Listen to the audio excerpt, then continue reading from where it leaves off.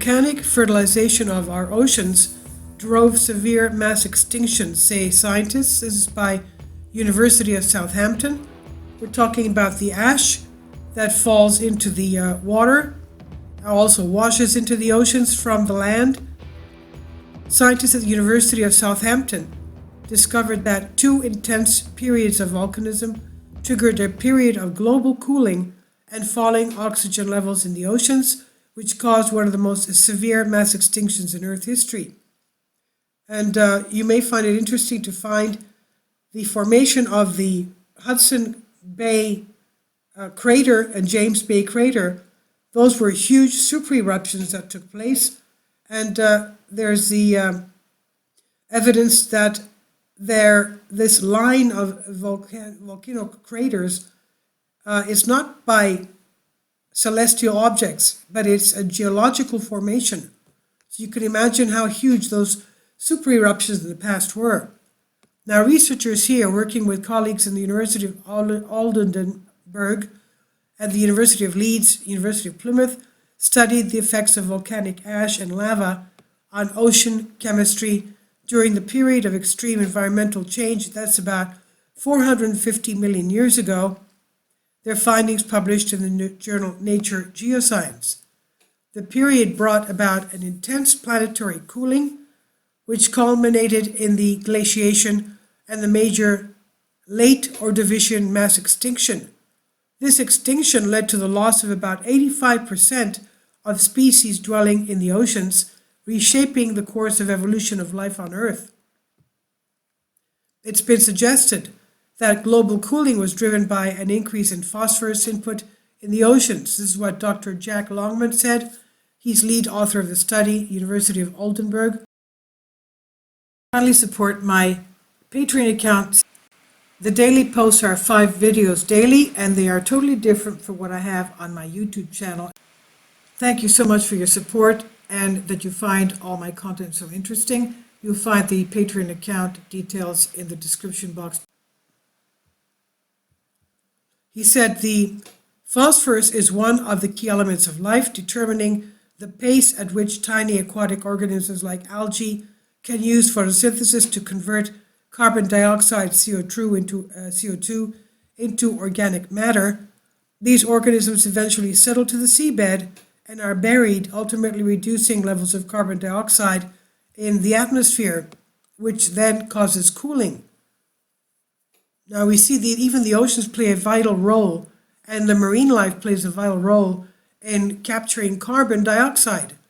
Now the unresolved puzzle is why glaciation and extinction occurred in 2 distinct phases at this time, separated by 10 million years. This is what Dr. Tom Gernon, professor of University of Southampton, co-author of the study, says. He says that requires some mechanism to pulse the supply of phosphorus, which is hard to explain. The team identified that 2 exceptionally large pulses of volcanic activity across the globe, occurring in parts of present-day North America and South China, coincided very closely with 2 peaks in glaciation and extinction. But intense bursts of volcanism are more typically linked to massive CO2 release, which should drive global warming, so another process must be responsible for sudden cooling events, explains Dr. Gurdon. This prompted the team to consider whether a secondary process, natural breakdown or weathering of the volcanic material, may have provided the surge in phosphorus need to explain the glaciations. When volcanic material is deposited in the oceans, it undergoes rapid, profound chemical alteration, including release of phosphorus, effectively fertilizing the oceans, says co-author Professor Martin Palmer, University of Southampton. He says, so it seems viable hypothesis and certainly one worth testing. This led our team to study volcanic ash layers in much younger marine sediments to compare their phosphorus content before and after they were modified by interactions with seawater, said Dr. Haley Manners, lecturer in organic chemistry, University of Plymouth. Equipped with this information, the team were better placed to understand the potential geochemical impact of extensive volcanic layers from enormous eruptions during the Ordovician.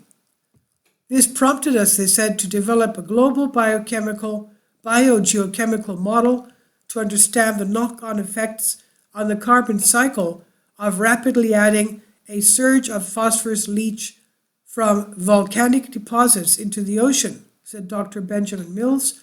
He's Associate Professor, University of Leeds.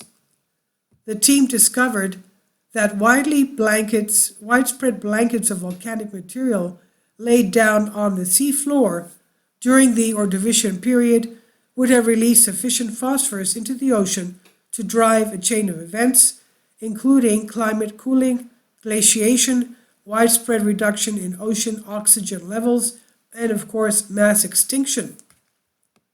Whilst it may be tempting to think that speeding the oceans and seeding them with phosphorus may have solved the current climate crisis, the scientists caution that it may have more damaging consequences. Excess nutrient runoff from sources like agricultural fertilizers is a major cause of marine eutrophication, where algae grow rapidly and then decay, consuming oxygen and causing substantial damage to ecosystems at the present day, says Dr. Mills. The scientists concluded that whilst on short timescales, massive volcanic eruptions can warm the climate via CO2 emissions, equally then can drive global cooling on multi-million year timescales. Dr. Longan says our study may prompt reinvestigations of other mass extinctions during Earth history. And this is by University of Southampton on phys.org. Please leave your comments and thank you for your support.